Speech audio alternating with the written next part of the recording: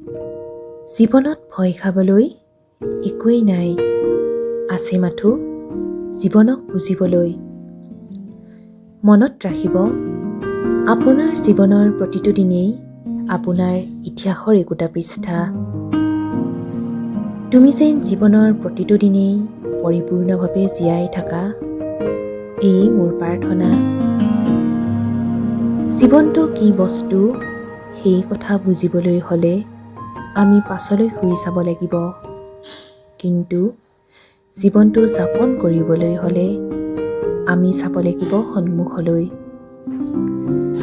স্বাধীনতা ভাল পোৱা মানে আনক ভাল পোৱা, ক্ষমতাক ভাল পোৱা মানে নিজক ভাল পোৱা।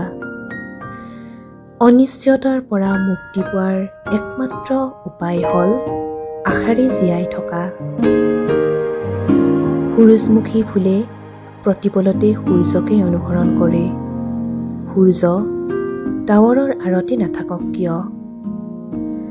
মহিলাক ভুল নুবুজিব, মহিলাই সকলোকে ক্ষমা কৰি দিয়ে, অন্যথা মানৱ জাতি কাহানি বাই নিঃশেষ হৈ গ'লহেঁতেন।